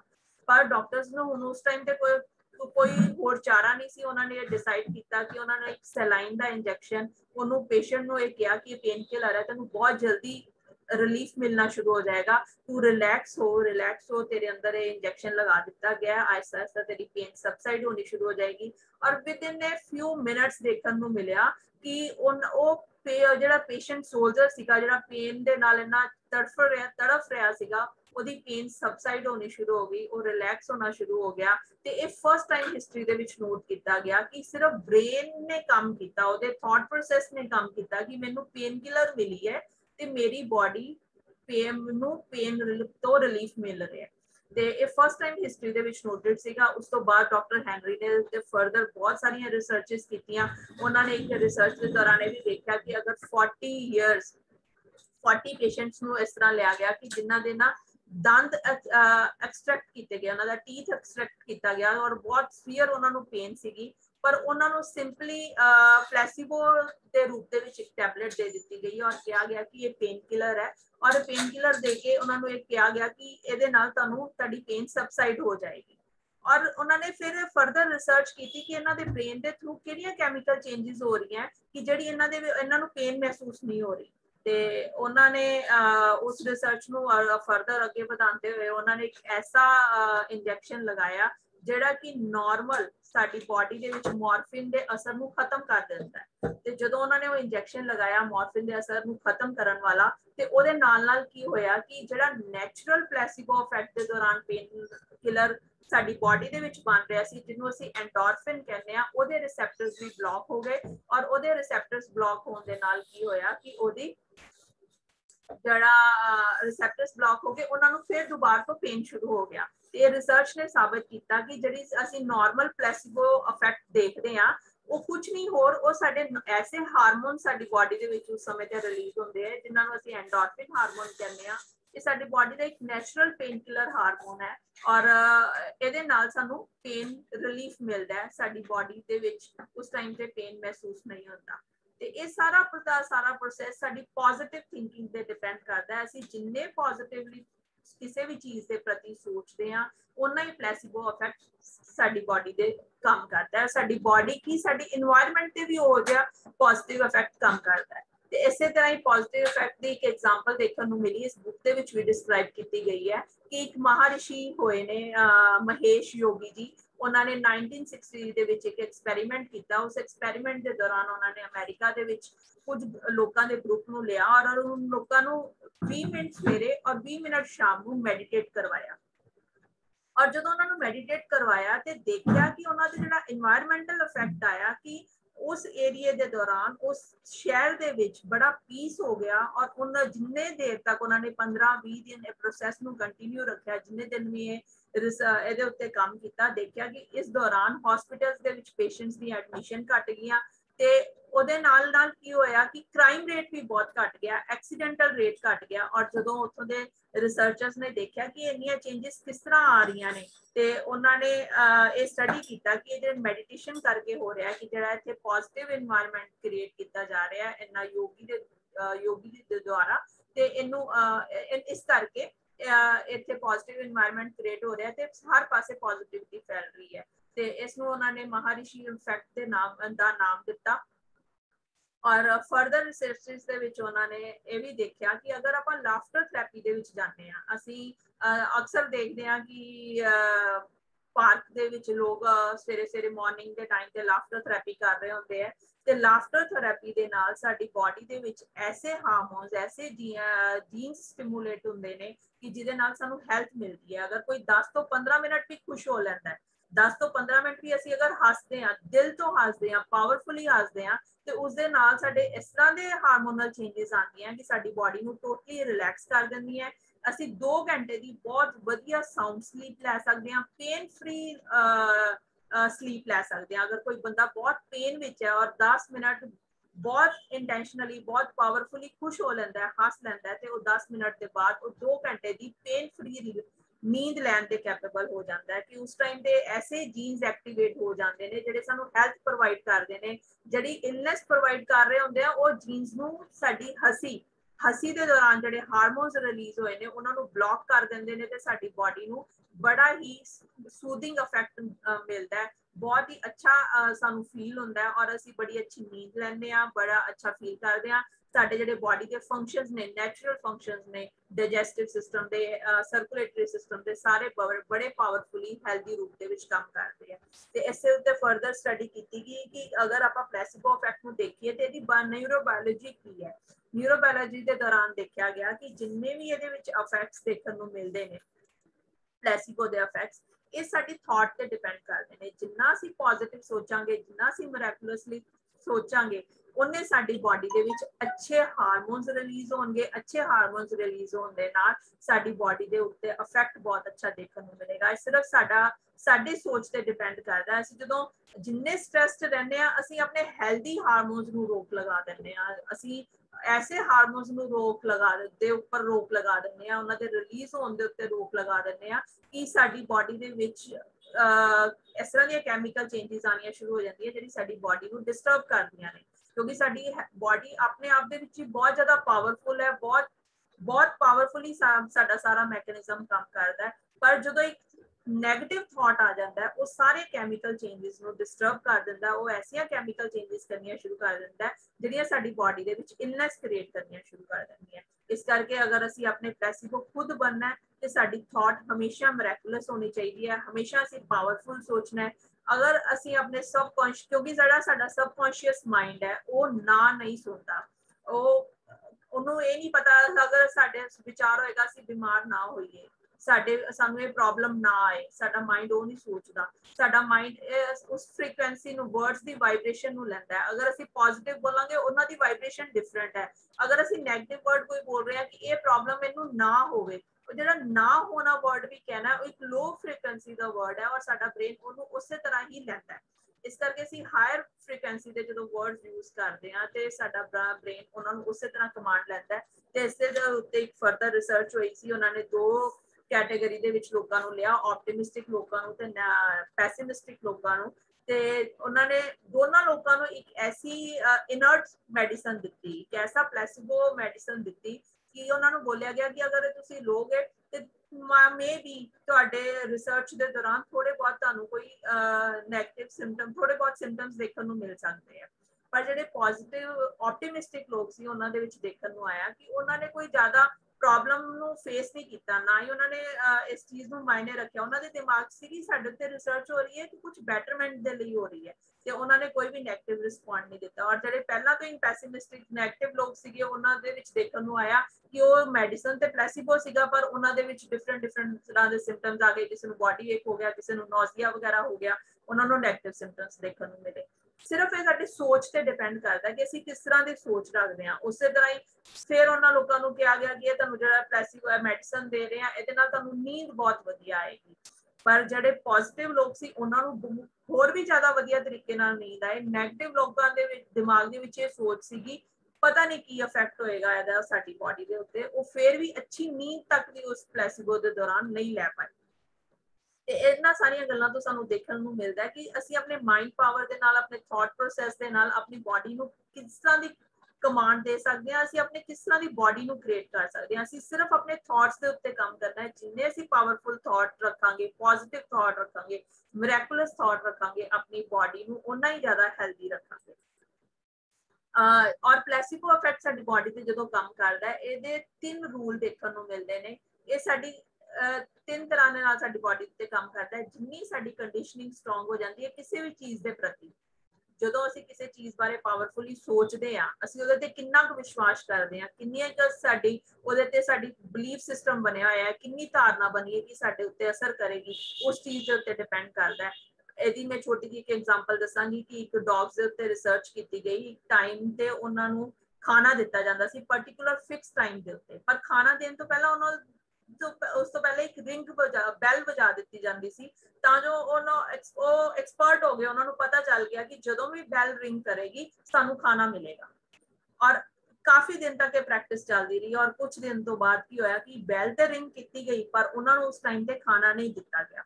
ਔਰ ਖਾਣਾ ਨਾ ਦੇਣ ਦੇ ਬਾਅਦ ਵੀ ਜਦੋਂ ਉਹਨਾਂ ਦੇ ਕੈਮੀਕਲ ਚੇਂਜਸ ਨੂੰ ਟੈਸਟ ਕੀਤਾ ਗਿਆ, ਬਲੱਡ ਰਿਪੋਰਟਸ ਤੋਂ ਟੈਸਟ ਕੀਤਾ ਗਿਆ, ਤੇ ਉਹਨਾਂ ਦੇ ਵਿੱਚ ਉਹੀ ਹੈਲਦੀ ਐਂਜ਼ਾਈਮਸ ਪਾਏ ਗਏ ਜਿਹੜਾ ਖਾਣਾ ਖਾਣ ਤੋਂ ਬਾਅਦ ਰਿਲੀਜ਼ ਹੋਣੇ ਚਾਹੀਦੇ ਸੀ। ਔਰ ਜਿਹੜੇ ਖਾਣਾ ਖਾਣ ਤੋਂ ਬਾਅਦ ਰਿਲੀਜ਼ ਹੁੰਦੇ ਨੇ ਖਾਣੇ ਨੂੰ ਡਾਈਜੈਸਟ ਕਰਨ ਲਈ, ਉਹ ਆਟੋਮੈਟਿਕਲੀ ਰਿਲੀਜ਼ ਹੋ ਗਏ, ਕਿਉਂਕਿ ਉਹਨਾਂ ਦੀ ਕੰਡੀਸ਼ਨਿੰਗ ਇੰਨੀ ਸਟਰੋਂਗ ਹੋ ਚੁੱਕੀ ਸੀ ਕਿ ਬੈਲ ਹੋਈ ਹੈ ਤੇ ਸਾਨੂੰ ਖਾਣਾ ਮਿਲੇਗਾ। ਖਾਣਾ ਖਾਣ ਦੇ ਰਿਸਪੌਂਡ ਦੇ ਵਿੱਚ ਹੀ ਉਹ ਬਿਨਾਂ ਖਾਣਾ ਖਾਈ ਉਹ ਐਂਜ਼ਾਈਮਸ ਰਿਲੀਜ਼ ਹੋ ਗਏ।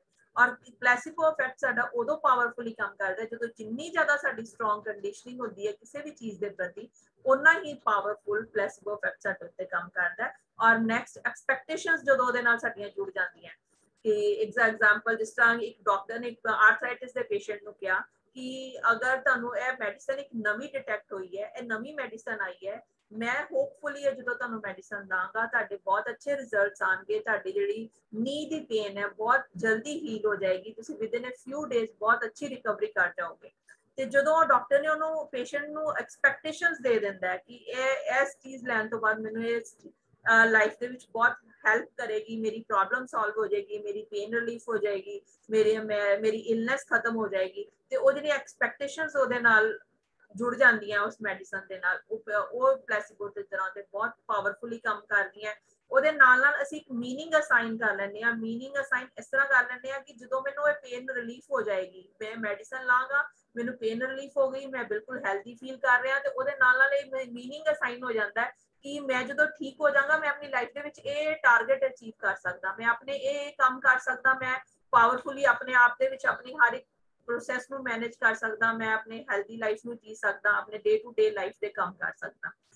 ਇਸੇ ਪ੍ਰੋਸੈਸ ਦੇ ਥਰੂ ਪਲੈਸੀਬੋ ਇਫੈਕਟ ਸਾਡੀ ਬਾਡੀ ਦੇ ਉੱਤੇ ਕੰਮ ਕਰਦਾ ਹੈ। ਜਦੋਂ ਕਿਸੇ ਵੀ ਚੀਜ਼ ਦੇ ਪ੍ਰਤੀ ਸਾਡਾ ਵਿਸ਼ਵਾਸ ਪੱਕਾ ਹੋ ਜਾਂਦਾ ਹੈ, ਸਾਡੀਆਂ ਐਕਸਪੈਕਟੇਸ਼ਨਸ ਉਹਦੇ ਪ੍ਰਤੀ ਸਟਰੋਂਗ ਹੋ ਜਾਂਦੀਆਂ ਤੇ ਅਸੀਂ ਉਹਦੇ ਨਾਲ ਮੀਨਿੰਗ ਅਸਾਈਨ ਕਰ ਲੈਂਦੇ ਹਾਂ, ਤੇ ਇਹ ਪਲੈਸੀਬੋ ਇਫੈਕਟ ਸਾਡੇ ਬਹੁਤ ਹੀ ਪਾਵਰਫੁਲੀ ਸਾਡੇ ਬ੍ਰੇਨ ਔਰ ਬਾਡੀ ਦੇ ਉੱਤੇ ਵਰਕ ਕਰਦਾ ਹੈ।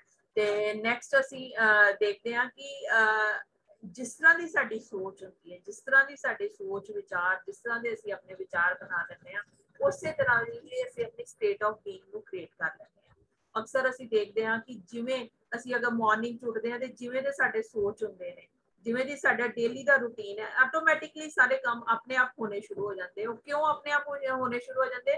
ਸਾਡਾ ਮਾਈਂਡ ਨੂੰ ਉਸ ਤਰ੍ਹਾਂ ਦੀ ਕਮਾਂਡ ਮਿਲੀ ਹੋਈ ਹੈ। ਡੇਲੀ ਦਾ ਪ੍ਰੋਸੈਸ ਹੈ ਕਿ ਅਸੀਂ ਉੱਠਣਾ, ਬ੍ਰਸ਼ ਕਰਨਾ, ਵਾਸ਼ਰੂਮ ਜਾਣਾ, ਨਹਾਣਾ, ਆਟੋਮੈਟਿਕਲੀ ਸਾਨੂੰ ਸੋਚਣ ਦੀ ਜ਼ਰੂਰਤ ਨਹੀਂ ਪੈਂਦੀ, ਅਸੀਂ ਸਾਰੇ ਕੰਮ ਆਪਣੇ ਆਪ ਕਰਨੇ ਸ਼ੁਰੂ ਕਰ ਦਿੰਦੇ ਹਾਂ। ਉਹ ਸੇਮ ਰਿਐਲਿਟੀ ਨੂੰ ਫੋਲੋ ਕਰਦੇ ਆ, ਸੇਮ ਥਾਟ ਪ੍ਰੋਸੈਸ ਨੂੰ, ਸੇਮ ਐਕਸ਼ਨਸ ਨੂੰ ਫੋਲੋ ਕਰਦੇ ਆ। ਪਰ ਅਗਰ ਅਸੀਂ ਆਪਣੀ ਲਾਈਫ ਦੇ ਵਿੱਚ ਕੋਈ ਵੀ ਨਵੇਂ ਤਰ੍ਹਾਂ ਦੀਆਂ ਚੇਂਜਸ ਲੈ ਕੇ ਆਣੀ ਹੈ ਤੇ ਸਾਨੂੰ ਆਪਣੇ ਥਾਟ ਪ੍ਰੋਸੈਸ ਦੇ ਉੱਤੇ ਕੰਮ ਕਰਨਾ ਪਵੇਗਾ, ਕਿਉਂਕਿ ਜਿਸ ਤਰ੍ਹਾਂ ਦੇ ਅਸੀਂ ਥਾਟਸ ਰੱਖਾਂਗੇ, ਅਗਰ ਅਸੀਂ ਆਪਣੀ ਲਾਈਫ ਦੇ ਵਿੱਚ ਹੈਲਦੀ ਚੇਂਜਸ ਲੈ ਕੇ ਆਣਾ ਚਾਹੁੰਦੇ ਹਾਂ, ਕੋਈ ਮਿਰੈਕੁਲਸ ਚੇਂਜਸ ਲੈ ਕੇ ਆਣਾ ਚਾਹੁੰਦੇ ਹਾਂ, ਤੇ ਸਭ ਤੋਂ ਪਹਿਲਾਂ ਸਾਨੂੰ ਆਪਣੇ ਥਾਟ ਦੇ ਉੱਤੇ ਕੰਮ ਕਰਨਾ ਹੈ।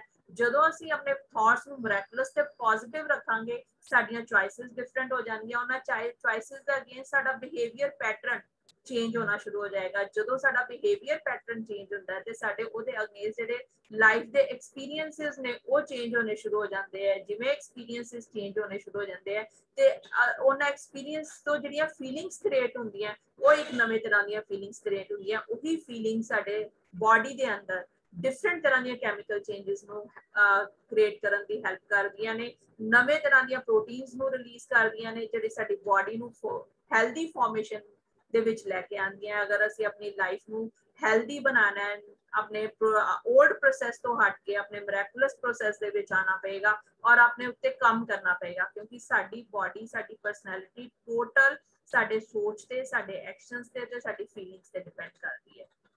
ਔਰ ਲਾਸਟ ਮੈਂ ਇੱਥੇ ਕੰਕਲੂਡ ਕਰਾਂਗੀ ਇੱਕ ਛੋਟੀ ਜਿਹੀ ਐਗਜ਼ਾਮਪਲ ਦੇ ਨਾਲ। ਇੱਕ ਐਕਸਪੈਰੀਮੈਂਟ ਕੀਤਾ ਗਿਆ, 60 ਤੋਂ 70 ਸਾਲ ਦੇ ਲੋਕਾਂ ਨੂੰ ਲਿਆ ਗਿਆ ਔਰ ਉਹ ਲੋਕ ਜਿਹੜੇ ਸੀਗੇ ਉਹਨਾਂ ਨੂੰ ਇਹ ਕਿਹਾ ਗਿਆ ਕਿ ਤੁਸੀਂ ਇਹ ਪ੍ਰੀਟੈਂਡ ਕਰਨਾ ਹੈ ਕਿ ਤੁਸੀਂ ਅੱਜ ਤੋਂ 20-25 ਸਾਲ ਪਹਿਲਾਂ ਦੀ ਜ਼ਿੰਦਗੀ ਜੀ ਰਹੇ ਹੋ। ਉਹਨਾਂ ਨੂੰ ਉਸ ਤਰ੍ਹਾਂ ਦਾ ਐਟਮੋਸਫੀਅਰ ਵੀ ਕ੍ਰੀਏਟ ਕਰਕੇ ਦਿੱਤਾ ਗਿਆ ਤੇ ਉਸ ਐਟਮੋਸਫੀਅਰ ਦੇ ਵਿੱਚ ਉਹਨਾਂ ਨੂੰ ਕਿਹਾ ਗਿਆ ਕਿ ਤੁਸੀਂ ਉਸ ਤਰ੍ਹਾਂ ਦੀ ਲਾਈਫ ਜੀਣੀ ਹੈ ਜਿਹੜੀ ਅੱਜ ਤੋਂ 25-30 ਸਾਲ ਪਹਿਲਾਂ ਜੀਂਦੇ ਸੀ। ਜਿਸ ਤਰ੍ਹਾਂ ਤੁਸੀਂ ਮੂਵੀਜ਼ ਦੇਖਦੇ ਸੀ, ਆਪਣੇ ਲਾਈਫ ਨੂੰ ਇੰਜੋਏ ਕਰਦੇ ਸੀ, ਡਾਂਸ ਪਾਰਟੀਜ਼ ਕਰਦੇ ਸੀ, ਜੋ ਜਿਸ ਤਰ੍ਹਾਂ ਦੀ ਵੀ ਤੁਸੀਂ ਉਸ ਟਾਈਮ ਤੇ ਲਾਈਫ ਜੀਂਦੇ ਸੀ, ਤੁਸੀਂ ਉਸ ਤਰ੍ਹਾਂ ਦੀ ਲਾਈਫ ਜੀਣੀ ਹੈ। ਔਰ ਕੁਝ ਦਿਨਾਂ ਦੇ ਬਾਅਦ ਦੇਖਿਆ ਗਿਆ ਉਹਨਾਂ ਦੇ ਇੰਨੇ ਮਿਰੈਕੁਲਸ ਚੇਂਜਸ ਸੀਗੇ। ਜਿਹੜੇ ਲੋਕਾਂ ਨੂੰ ਹਾਰਟ ਦੀ ਟਰਬਲ ਸੀ ਉਹ ਰਿਕਵਰਡ ਸੀਗੀ, ਜਿਨ੍ਹਾਂ ਦਾ ਬੀਪੀ ਹਾਈ ਰਹਿੰਦਾ ਸੀ ਉਹਨਾਂ ਦੇ ਬੀਪੀ ਨਾਰਮਲ ਸੀਗਾ, ਜਿਹੜੇ ਲੋਕ ਆਪਣੀ ਕੁਝ ਏਜ ਫੈਕਟਰ ਕਰਕੇ ਉਹਨਾਂ ਦੇ ਬੈਕਬੋਨ ਬੈਂਡ ਹੋਈ ਸੀ ਉਹ ਵੀ ਸਟ੍ਰੇਟ ਹੋ ਗਏ, ਉਹਨਾਂ ਦੀ ਹਾਈਟ ਵਿੱਚ ਵੀ ਪਰਫੈਕਟਨੈਸ ਆ ਗਈ, ਉਹ ਸਿੱਧੇ ਚੱਲ ਪਾ ਰਹੇ ਸੀ, ਹੈਲਦੀ ਤੌਰ ਤੇ ਚੱਲ ਪਾ ਰਹੇ ਸੀ ਔਰ ਇੰਨੀਆਂ ਮਿਰੈਕੁਲਸ ਚੇਂਜਸ ਉਹਨਾਂ ਦੇ ਵਿੱਚ ਦੇਖਣ ਨੂੰ ਮਿਲੀਆਂ। ਤੇ ਇਹ ਸਾਰਾ ਕਮਾਲ ਸੀਗਾ ਸਾਡੇ ਥਾਟ ਪ੍ਰੋਸੈਸ ਦਾ। ਅਸੀਂ ਆਪਣੇ ਬਾਡੀ ਨੂੰ ਕਿੱਦਾਂ ਦੀ ਕਮਾਂਡ ਦਿੱਤੀ, ਆਪਣੇ ਦਿਮਾਗ ਨੂੰ ਕਿੱਦਾਂ ਦੀ ਕਮਾਂਡ ਦਿੱਤੀ, ਔਰ ਇਹ ਬੁੱਕ ਦੇ ਵਿੱਚ ਬਹੁਤ ਹੀ ਅੱਛੇ ਤਰੀਕੇ ਨਾਲ ਐਕਸਪਲੇਨ ਕੀਤਾ ਗਿਆ ਹੈ ਕਿ ਅਸੀਂ ਆਪਣੇ ਬਲੀਫ ਸਿਸਟਮ ਦੇ ਉੱਤੇ ਕਿਵੇਂ ਕੰਮ ਕਰਨਾ ਹੈ, ਆਪਣੇ ਥਾਟ ਪ੍ਰੋਸੈਸ ਨੂੰ ਕਿਵੇਂ ਚੇਂਜ ਕਰਨਾ ਹੈ ਔਰ ਆਪਣੇ ਥਾਟ ਪ੍ਰੋਸੈਸ ਨੂੰ ਚੇਂਜ ਕਰਦੇ ਹੋਏ ਅਸੀਂ ਆਪਣੀ ਲਾਈਫ ਨੂੰ ਕਿੰਨਾ ਹੈਲਦੀ ਰੂਪ ਦੇ ਸਕਦੇ ਹਾਂ। ਅਸੀਂ ਜਿੰਨੀਆਂ ਵੀ ਸਾਰੀਆਂ ਬਿਮਾਰੀਆਂ ਨੇ, ਜਿੰਨੀਆਂ ਵੀ ਇਲਨੈਸਿਸ ਨੇ, ਸਾਡੇ ਖੁਦ ਦੀਆਂ ਕ੍ਰੀਏਟ ਕੀਤੀਆਂ ਹੋਈਆਂ, ਅਸੀਂ ਇਹਨਾਂ ਤੋਂ ਆਪਣੇ ਆਪ ਨੂੰ ਕਿੰਨੇ ਈਜ਼ੀਲੀ ਬਾਹਰ ਕੱਢ ਸਕਦੇ ਹਾਂ। ਔਰ ਸਭ ਨੂੰ ਇਹ ਬੁੱਕ ਇੱਕ ਵਾਰੀ ਜ਼ਰੂਰ ਪੜ੍ਹਨੀ ਚਾਹੀਦੀ ਹੈ, ਬਹੁਤ ਹੀ ਅੱਛੀ ਬੁੱਕ ਹੈ। ਇਸ ਦੇ ਨਾਲ ਹੀ ਮੈਂ ਕੰਕਲੂਡ ਕਰਾਂਗੀ। Thank you very much. Thank you जी, थैंक यू। बहुत वधिया तरीके नाल तुसी एक्सप्लेन कीता, तुहाडा बहुत बहुत धन्यवाद जी। थैंक यू दोस्तों। देखो साडा थॉट कितना पावरफुल है, जिस तरह ਅਸੀਂ चाहिए उस तरह ही साडा थॉट काम करता है और उस तरह ही साडा शरीर जिहड़ा है वो बन जाता है। ਤਾਂ ਹੀ WHO ने कहा कि जिन्नियां भी 90% बीमारियां ਜਿਹੜੀਆਂ ਨੇ ਉਹ ਸਾਈਕੋਸੋਮੈਟਿਕ मतलब मन तो शुरू ਹੁੰਦੀਆਂ ਨੇ शरीर ਤੇ ਆਉਂਦੀਆਂ ਨੇ। ਤੇ अगर मन ठीक है साडा, विचार साडे ठीक ने ਤੇ ਅਸੀਂ ਬਿਮਾਰੀ ਤੋਂ ਆਪਣੇ ਆਪ ਹੀ ਬਾਹਰ ਆ ਜਾਵਾਂਗੇ। ਤੇ ਜਿਸ ਵੇਲੇ ਅਸੀਂ ਮੈਡੀਟੇਸ਼ਨ ਕਰਨੇ ਆ, ਧਿਆਨ ਕਰਨੇ ਆ ਤੇ ਸਾਡਾ ਮਨ ਹੀ ਠੀਕ ਹੁੰਦਾ ਔਰ ਤਾਂ ਹੀ ਹੌਲੀ ਹੌਲੀ ਅਸੀਂ ਠੀਕ ਹੋ ਜਾਂਦੇ ਆ, ਬਿਮਾਰੀ ਤੋਂ ਬਾਹਰ ਆ ਜਾਂਦੇ ਆ। ਸੋ ਅਸੀਂ ਇਹਨਾਂ ਚੀਜ਼ਾਂ ਨੂੰ ਆਪਣੇ ਥਾਟ ਪ੍ਰੋਸੈਸ ਤੇ ਕੰਮ ਕਰੀਏ। ਇਹ ਕਹਿੰਦੇ ਨੇ ਕਿ 5 ਸੈਕਿੰਡ ਦੇ ਅੰਦਰ ਅੰਦਰ ਅਗਰ ਤੁਸੀਂ ਨੈਗੇਟਿਵ ਤੁਹਾਨੂੰ ਕੋਈ ਵਿਚਾਰ ਆਇਆ ਕਿ ਇਹ ਨਹੀਂ ਹੋ ਸਕਦਾ, ਉਸੇ ਵੇਲੇ ਉਹਨੂੰ 5 ਸਕਿੰਟ ਦੇ ਅੰਦਰ ਅੰਦਰ ਉਹਦੀ ਜਗ੍ਹਾ ਤੇ ਪੋਜ਼ਿਟਿਵ ਮਿਰਾਕਲਸ ਲੈ ਕੇ ਆਓ ਕਿ ਕੁਦਰਤ ਕਰਕੇ ਕਰੇਗੀ। ਕੁਦਰਤ ਕਰ ਸਕਦੀ ਹੈ, ਪਰਮਾਤਮਾ ਜੋ ਚਾਹੇ ਕਰ ਸਕਦਾ ਹੈ। इसलिए तुसी ओनू 5 ਵਾਰੀ ਉਹ ਪੋਜ਼ਿਟਿਵ ਮਿਰਾਕਲਸ ਥਾਟ ਨੂੰ ਬੋਲੋਗੇ ਤੇ ਤੁਹਾਡਾ ਜਿਹੜਾ 네ਗੇਟਿਵ ਥਾਟ ਆਇਆ ਸੀ ਉਹ ਕੈਨਸਲ ਹੋ ਜਾਏਗਾ। ਲੇਕਿਨ ਅਗਰ ਅਸੀਂ ਉਸ 네ਗੇਟਿਵ ਥਾਟ ਨੂੰ ਹੀ ਲੈ ਕੇ ਪਕੜ ਕੇ ਬੈਠ ਜਾਵਾਂਗੇ ਤਾਂ ਉਹ ਆਪਣਾ ਸਾਡੇ ਸਰੀਰ ਵਿੱਚ ਕੰਮ ਕਰਨਾ ਸ਼ੁਰੂ ਕਰ ਦੇਗਾ। ਤਾਂ ਅਸੀਂ ਜਿਸ ਟਾਈਮ ਵੀ ਸਾਨੂੰ ਮੈਨੂੰ ਵੀ ਆਉਂਦੇ ਨੇ, ਅੱਜ ਵੀ ਆਉਂਦੇ ਨੇ, ਲੇਕਿਨ ਉਸੇ ਵੇਲੇ ਉਹਨੂੰ ਚੇਂਜ ਕਰ ਦੇਣਾ ਕਿ ਨਹੀਂ ਹੋਏਗਾ, ਜ਼ਰੂਰ ਹੋਏਗਾ, ਪਰਮਾਤਮਾ ਮੇਰੇ ਨਾਲ ਹੈ, ਸਭ ਕੁਝ ਠੀਕ ਹੋਏਗਾ। ਤੇ ਉਹ ਆਪਣੇ ਆਪ ਸਰੀਰ ਉਸ ਤਰ੍ਹਾਂ ਕੰਮ ਕਰਨ ਲੱਗ ਜਾਂਦਾ ਹੈ। ਇਹ ਬਹੁਤ ਗਹਿਰਾਈ ਦੀਆਂ ਗੱਲਾਂ ਨੇ, ਸਾਇੰਸ ਦੀਆਂ ਗੱਲਾਂ ਨੇ ਔਰ ਇਹ ਸਾਇੰਸ ਤੇ ਬੜਾ ਚੰਗਾ ਹੋਏ ਕਿ ਸਾਨੂੰ ਇਹ ਸਕੂਲ 'ਚ ਪੜ੍ਹਾਈ ਜਾਏ ਤਾਂ ਕਿ ਸਾਡਾ ਬਚਪਨ ਤੋਂ ਹੀ ਜ਼ਿੰਦਗੀ ਉਸ ਤਰ੍ਹਾਂ ਦੀ ਹੋ ਜਾਏ ਔਰ ਅਸੀਂ ਫਿਰ ਸਾਨੂੰ ਮਿਹਨਤ ਆਪਣੇ ਤੇ ਘੱਟ ਕਰਨੀ ਪਏ। ਤਾਂ ਉਹਦੇ ਵਾਸਤੇ ਕੰਮ ਚੱਲ ਰਿਹਾ, ਸਕੂਲਾਂ ਨੂੰ ਅਪਰੋਚ ਕੀਤਾ ਜਾ ਰਿਹਾ ਕਿ ਸਿਲੇਬਸ ਥੋੜਾ ਚੇਂਜ ਕੀਤਾ ਜਾਏ, ਸਪਿਰਚੁਅਲ ਸਾਇੰਸ ਦਾ ਇੱਕ ਸਬਜੈਕਟ ਰੱਖਿਆ ਜਾਏ ਤਾਂ ਕਿ ਬੱਚਿਆਂ ਨੂੰ ਬਚਪਨ ਤੋਂ ਹੀ ਇਸ ਚੀਜ਼ ਦੀ ਸਿੱਖਿਆ ਦਿੱਤੀ ਜਾਏ ਔਰ ਉਸ ਤਰ੍ਹਾਂ ਜੀਵਨ ਜੀਣਾ ਸ਼ੁਰੂ ਕਰਨ। ਸਾਰਿਆਂ ਦਾ ਬਹੁਤ ਬਹੁਤ ਧੰਨਵਾਦ। ਹਾਂਜੀ ਕੈਲਾਸ਼ ਕੁਮਾਰੀ ਜੀ, ਆਂਟੀ ਜੀ ਤੁਸੀਂ ਹੈਂਡ ਰੇਜ਼ ਕੀਤਾ, ਅਨਮਿਊਟ ਕਰੋ।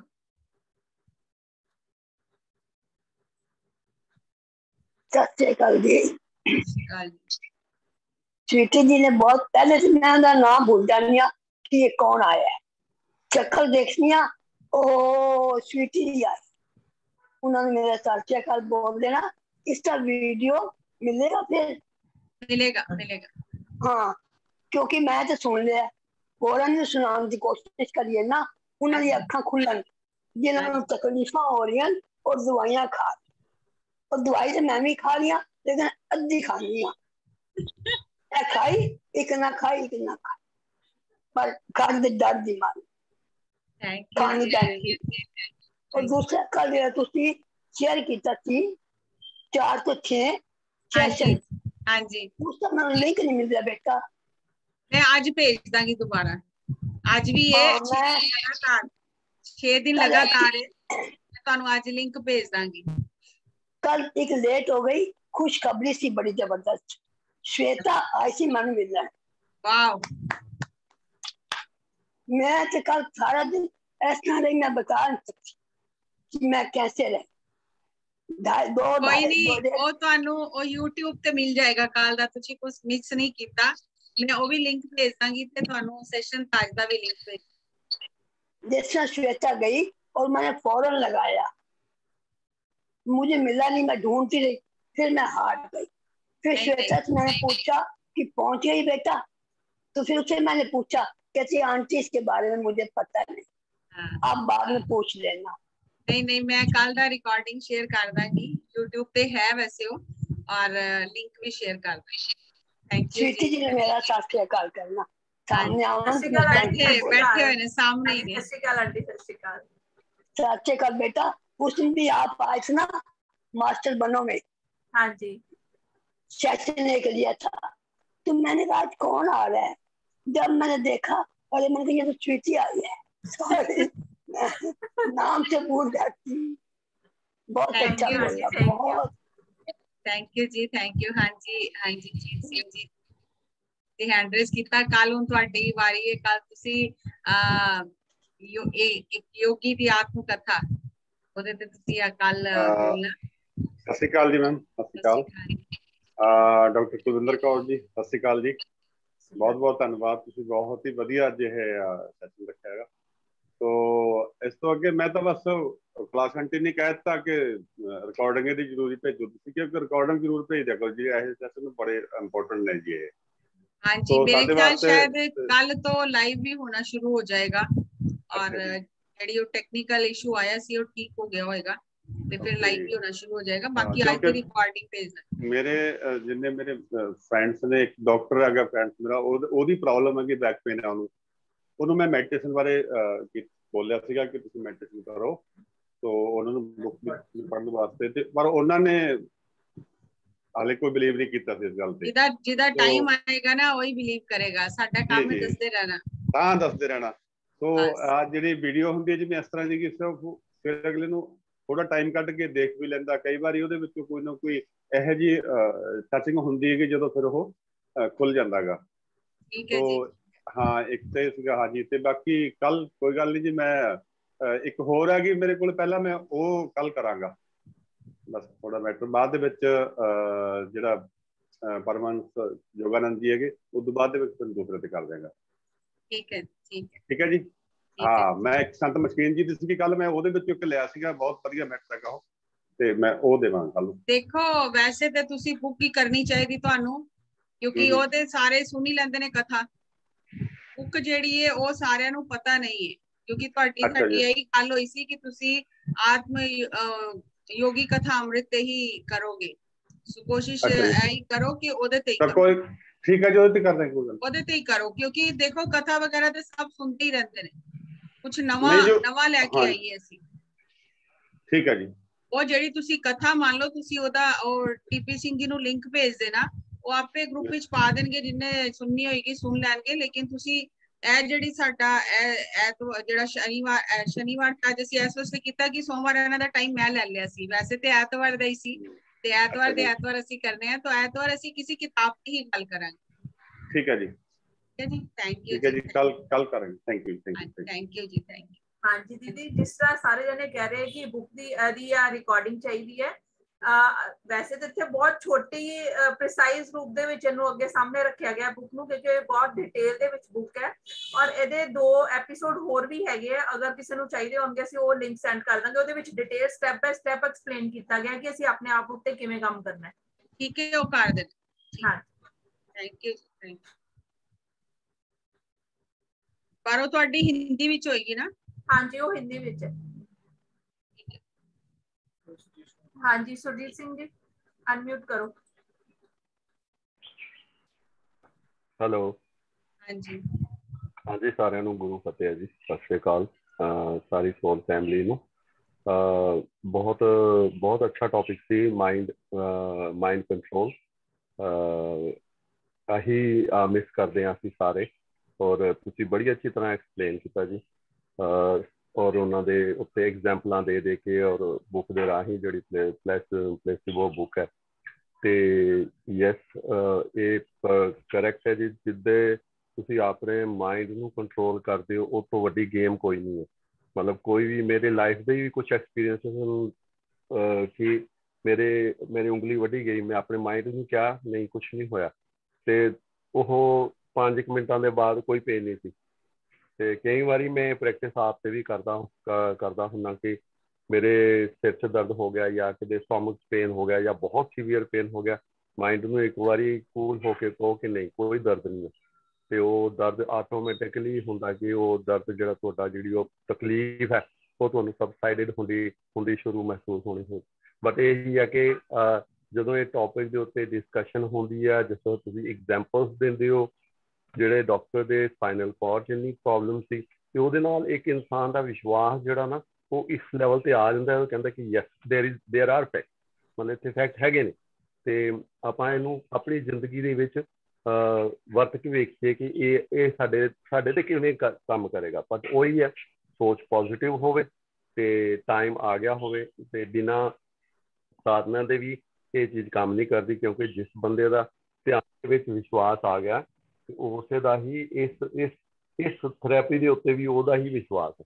ਤੇ ਬਹੁਤ ਅੱਛਾ ਟੌਪਿਕ ਸੀ ਜੀ, ਤੁਸੀਂ ਬੜੇ ਵਧੀਆ ਤਰੀਕੇ ਇਸ ਪ੍ਰੋਬਲਮ ਨੂੰ ਐਕਸਪਲੇਨ ਕੀਤਾ, ਵੈਲ ਐਪਰੀਸ਼ੀਏਟਡ। ਜੱਸੀ ਮੈਡਮ ਦਾ ਬਹੁਤ ਥੈਂਕ ਯੂ ਹੈ ਕਿ ਉਹਨਾਂ ਨੇ ਕੱਲ ਮੇਰੀ ਇੱਕ ਰਿਕੁਐਸਟ ਐਕਸੈਪਟ ਕੀਤੀ ਹੈ ਕਿ ਮੈਂ ਕਿਹਾ ਜੀ ਇੱਕ ਅੱਧਾ ਟੌਪਿਕ ਹਫ਼ਤੇ 'ਚ ਰੱਖ ਦਿਆ ਕਰੋ, आगे साडा नॉलेज लेवल नहीं ऑलरेडी प्लान ही सी और थोड़ा हो गया एक संडे ते बुक ते आए गई और वो बुक ऐसी होएगी जिसमें ਅਸੀਂ ਲਾਈਫ ਵਿੱਚ ਇੰਪਲੀਮੈਂਟ ਕਰ ਸਕੀਏ ਉਹਦੇ ਜੋ ਟੀਚਿੰਗਸ ਨੇ ਜਿਹੜੀਆਂ ਵੀ और डॉक्टर जोय डिस्पेंजा ਦੇ बहुत सारे वीडियोस ਨੇ अगर ਤੁਸੀਂ YouTube ਤੇ ਦੇਖੋਗੇ ਉਹ ਇੰਨੇ ਵਰਕਸ਼ਾਪ ਲੈ ਕੇ ਦੁਨੀਆ ਨੂੰ ਇਹ ਦੱਸ ਰਹੇ ਨੇ ਸਾਇੰਟੀਫਿਕਲੀ ਕਿ ਤੁਸੀਂ ਆਪਣੇ ਆਪ ਨੂੰ ਸਿਰਫ ਉਸ ब्रेथ नाल जुड़ के श्वास नाल जुड़ के किस तरह तुसी अपने आप को ठीक कर सकते हो बहुत ही वंडरफुल बुक है लेकिन बस इस वास्ते ਅਸੀਂ ਇਹਨਾਂ ਕਿਤਾਬਾਂ ਨੂੰ ਲੈ ਰਹੇ ਹਾਂ क्योंकि ये किताबां इंग्लिश विच ने और जेड़े इंग्लिश नहीं पढ़ सकते ਉਹਨਾਂ तक किस तरह वो नॉलेज पहुंचे इस करके ਅਸੀਂ ਉਹ ਕਿਤਾਬਾਂ ਲੈ ਰਹੇ ਹਾਂ ਜਿਨ੍ਹਾਂ ਨੂੰ ਕਿ ਅਸੀਂ ਲਾਈਫ ਵਿੱਚ ਉਹ ਟੀਚਿੰਗਸ ਉਹਨਾਂ ਦੀਆਂ ਜੋ ਵੀ ਉਹਨਾਂ ਨੇ ਸਾਨੂੰ ਸਿਖਾਇਆ ਉਹਨੂੰ ਅਸੀਂ ਇੰਪਲੀਮੈਂਟ ਕਰ ਸਕੀਏ तो बहुत बहुत ਤੁਹਾਡਾ ਧੰਨਵਾਦ और टॉपिक ते जरूर हफ्ते विच एक दो रहणगे और बस ਅਸੀਂ ਇਸ ਤਰ੍ਹਾਂ ਹੀ ਅੱਗੇ ਵਧਦੇ ਰਾਂਗੇ और ਹੋਰ ਵੀ ਤੁਹਾਡੇ ਚੋਂ ਵੀ ਕੋਈ ਸ਼ੇਅਰ ਕਰਨਾ ਚਾਹੁੰਦਾ ਤੇ ਤੁਸੀਂ ਉਹ ਮੈਸੇਜ ਕਰੋ और ਤੁਹਾਨੂੰ ਜ਼ਰੂਰ ਮੌਕਾ ਦਿੱਤਾ ਜਾਏਗਾ ਕਿ ਤੁਸੀਂ ਵੀ ਆਪਣੀ ਲਾਈਫ ਦਾ ਐਕਸਪੀਰੀਅੰਸ और ਟੌਪਿਕ ਹੈ ਜਾਂ ਕੋਈ ਬੁੱਕ ਹੈ ਉਹਨੂੰ ਸ਼ੇਅਰ ਕਰ ਸਕੋ ਸਾਰਿਆਂ ਦਾ ਬਹੁਤ ਬਹੁਤ ਧੰਨਵਾਦ ਜੀ ਟੀਪੀ ਸਿੰਘ ਜੀ ਦਾ ਪੂਰੀ ਫੈਮਿਲੀ ਸੋਲ ਫੈਮਿਲੀ ਦਾ ਬਹੁਤ ਬਹੁਤ ਧੰਨਵਾਦ तो ਅਸੀਂ ਹੁਣ इजाजत लेने आ कल फिर नवी ऊर्जा नाल नवे विचारा नाल फिर मिलांगे तैयारी रखो अपनी और अपने फोटो भेजते रहो टीपी सिंह जी अगले हफ्ते की तैयारी है पूरी साडी मंडे ट्यूसडे का दस दो जी मंडे ट्यूसडे किन्ना ने आना ते वेडनेसडे थर्सडे सुरजीत जी ने ते पहले तुसी सुरजीत जी नु रख लो ठीक है जी ठीक है और फिर अगर कोई फोटो नहीं भेजदा ना ते बिना फोटो दे जिदा घट मन च नाम आए ना वो लिख के पा दो ग्रुप विच अपने आप सब तैयार हो जाएंगे मैं मेरा फोटो भेज देंगा नहीं ਤੁਹਾਡਾ ਤੇ है ही डिसाइडेड है बाकी ਜਿਹੜੇ नहीं भेज रहे ना कल संडे ਨੂੰ ਰਾਜਵਿੰਦਰ ਜੀ ਨੇ ਕਰਾਣਾ ਧਿਆਨ हाँ जी और बाकी ਤੁਹਾਨੂੰ ਜੋ ਵੀ ਮਨ ਵਿੱਚ ਆਏ ਨਾ ਜਿਹਦਾ ਵੀ ਨਾਮ ਉਹ ਲਿਖ ਕੇ ਤੁਸੀਂ ਪੋਸਟਰ ਪਾ ਦਿਓ ਅਗਲਾ ਬੰਦਾ ਆਪੇ ਤਿਆਰੀ ਕਰ ਲੇਗਾ ਕਿ ਮੇਰਾ ਨੰਬਰ ਆ ਗਿਆ ਲਾਟਰੀ ਲੱਗ ਗਈ ਮੇਰੀ थैंक यू जी थैंक यू साਰਿਆਂ ਨੂੰ ਸਤਿ ਸ਼੍ਰੀ ਅਕਾਲ हाँ जी thank you ma'am thank you very much thank you ji